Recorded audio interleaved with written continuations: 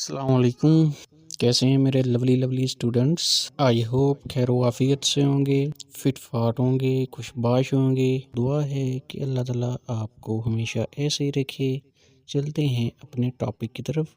Last time हमने covalent bond का half portion discuss किया था। बाकी रिमेनिंग पोर्शन आज हम डिस्कस करेंगे, जो कि है फॉर्मेशन ऑफ कोवलेंट कंपाउंड्स। कुछ कोवलेंट कंपाउंड्स हैं जिनकी फॉर्मेशन हमने देखनी है कि वो कैसे बनते हैं, जिसमें पहला कंपाउंड है वाटर। Formation of water.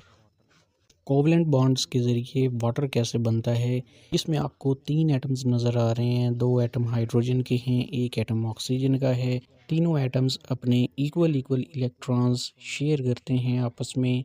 कैसे करते हैं? अ water molecule is formed when 2 hydrogen atoms share their electrons separately. जब दोनों हाइड्रोजन एटम अलग-अलग अपना एक इलेक्ट्रॉन्स शेयर करते हैं, किसके साथ?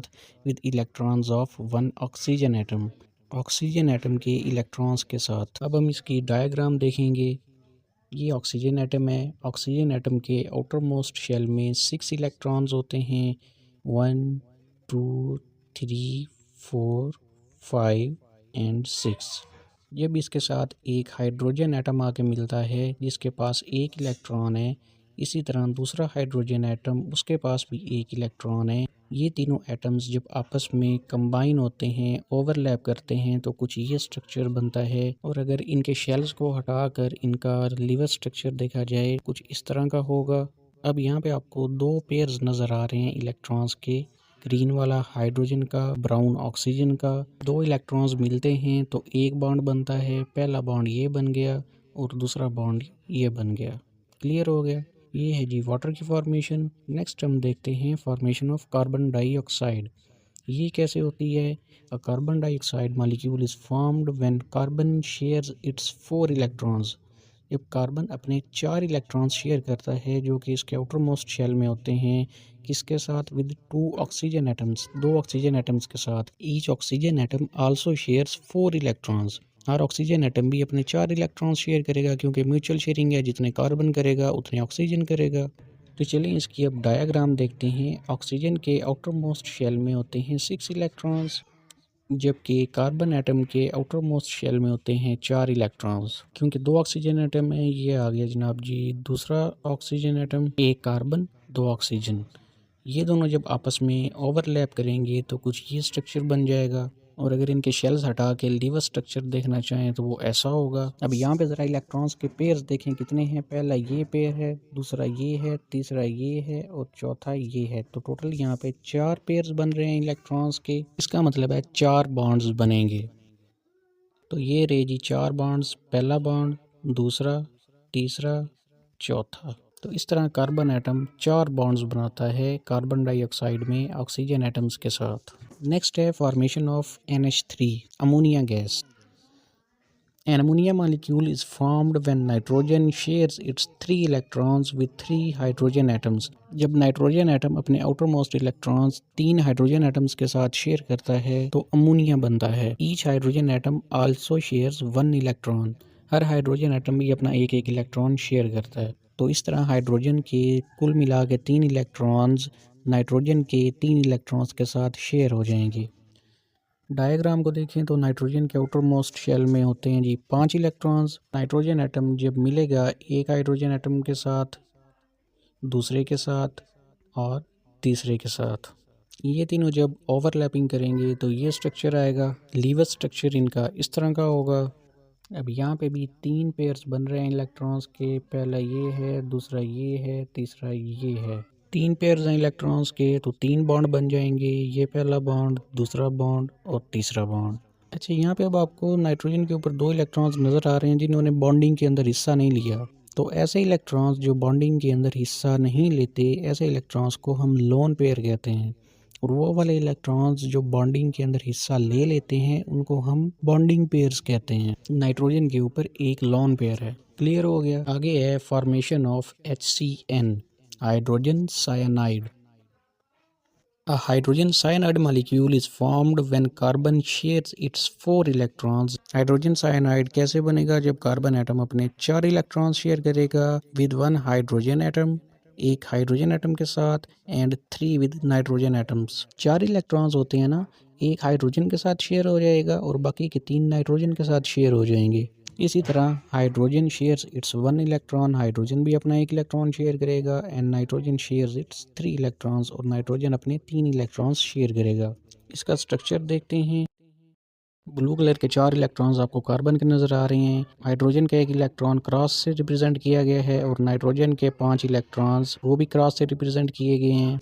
अब यहाँ पे कितने पेयर्स बन रहे हैं इलेक्ट्रॉन्स के?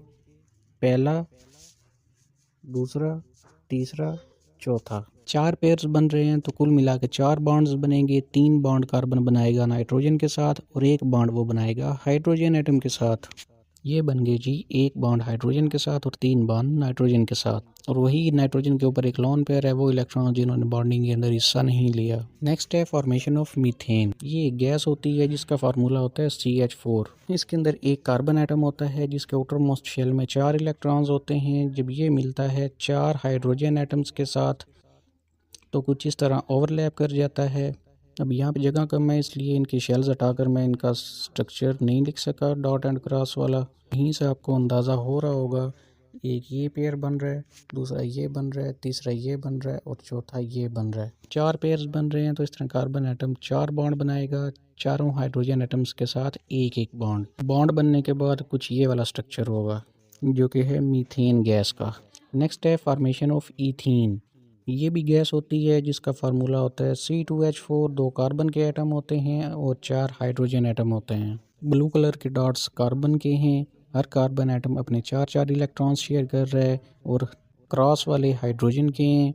हर हाइड्रोजन एटम अपना एक इलेक्ट्रॉन शेयर कर रहा है। तो यहाँ पे कितने पेयर्स हैं इलेक्ट्रॉन्स के? 1 2 3 और 4 5 6, यानी कि कार्बन कार्बन के दरमियान डबल बॉन्ड बनेगा। बाकी कार्बन एटम हाइड्रोजन के साथ एक बॉन्ड बनाएंगे। बॉन्ड बनने के बाद ये वाला स्ट्रक्चर आ जाएगा जो कि इथीन गैस का है। नेक्स्ट है फॉर्मेशन ऑफ मेथानॉल। मेथानॉल एक अल्कोहल है जो कि शराब की किस्म है एक। इसका फार्मूला होता है CH3OH। ये इसका डॉट एंड क्रॉस फार्मूला है। कार्बन एटम अपने 4 इलेक्ट्रॉन्स शेयर कर रहे हैं 3 हाइड्रोजन एटम्स के साथ और ऑक्सीजन एटम अपने 2 इलेक्ट्रॉन्स शेयर कर रहा है, एक कार्बन के साथ और दूसरा हाइड्रोजन के साथ। बाकी के 2 ऊपर और 2 नीचे जो हैं ये लोन पेयर्स हैं, ये बॉन्डिंग के अंदर हिस्सा नहीं लेते। तो इस तरह कार्बन जो है वो 3 हाइड्रोजन के साथ सिंगल बॉन्ड बनाएगा। एक बॉन्ड वो बनाएगा ऑक्सीजन के साथ और आगे ऑक्सीजन एक बॉन्ड बनाएगा हाइड्रोजन के साथ। क्लियर हो गया ये भी स्ट्रक्चर। इसके बाद बॉक्स के अंदर एक्सरसाइज के तौर पे आपको कुछ कंपाउंड्स दिए गए हैं, उनका हम स्ट्रक्चर देखेंगे। पहला कंपाउंड है SiH4 सिलिकॉन टेट्राहाइड्राइड। सिलिकॉन का एटॉमिक नंबर 14 होता है, यानी कि इसके अंदर 14 इलेक्ट्रॉन्स होंगे। पहले शेल में 2, दूसरे में 8, 10 हो गए और 4 इलेक्ट्रॉन्स बचेंगे वो आएंगे आउटर मोस्ट शेल के अंदर। ये है सिलिकॉन जिसके आउटर मोस्ट शेल में हैं जी 4 इलेक्ट्रॉन्स। ये आगे मिलेगा हाइड्रोजन के साथ, एक हाइड्रोजन एटम ये इसका इलेक्ट्रॉन, दूसरा हाइड्रोजन एटम ये उसका इलेक्ट्रॉन, तीसरा ये हाइड्रोजन एटम ये इसका इलेक्ट्रॉन और ये चौथा हाइड्रोजन एटम और ये साथ इसका इलेक्ट्रॉन। जस्ट हमने इनका डॉट एंड क्रॉस स्ट्रक्चर लिखना है, बॉन्ड बनाने की ज़रूरत नहीं है क्योंकि उन्होंने हमसे डिमांड ही नहीं की हुई। नेक्स्ट है PCl3 का dot and cross formula. Phosphorus atom है, इसका एटॉमिक नंबर 15 होता है। पहले शेल में 2 इलेक्ट्रॉन्स होंगे, दूसरे में 8 होंगे, बाकी बचेंगे 5 इलेक्ट्रॉन्स जो कि इसके आउटर मोस्ट शेल में होंगे।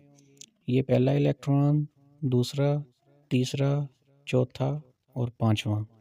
जबकि क्लोरीन के आउटर मोस्ट शेल में हमें पता है 7 इलेक्ट्रॉन्स होते हैं। 3 क्लोरीन के एटम्स मिलेंगे, ये पहला, दूसरा और तीसरा।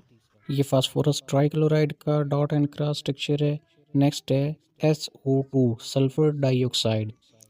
सल्फ़र का एटॉमिक नंबर 16 होता है। पहले शेल में 2 इलेक्ट्रॉन्स होते हैं, दूसरे में 8 होते हैं, 10 हो गए, बाकी बचते हैं 6 इलेक्ट्रॉन्स जो कि इसके आउटर मोस्ट में होंगे।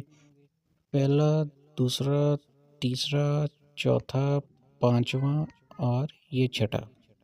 ऑक्सीजन का हमें ऑलरेडी पता है, उसके आउटर मोस्ट शेल में 6 इलेक्ट्रॉन्स होते हैं।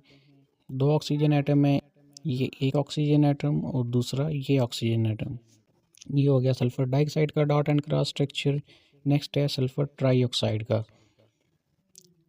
बिल्कुल सेम टू सेम वैसा ही बनेगा जिस तरह सल्फ़र डाइऑक्साइड का बना है SO2 का, वही सल्फ़र के आउटर मोस्ट शेल में 6 इलेक्ट्रॉन्स होंगे और इसके साथ में 3 ऑक्सीजन एटम्स आके अटैच हो जाएंगे। ये होता है सल्फ़र ट्राईऑक्साइड का डॉट एंड क्रॉस स्ट्रक्चर।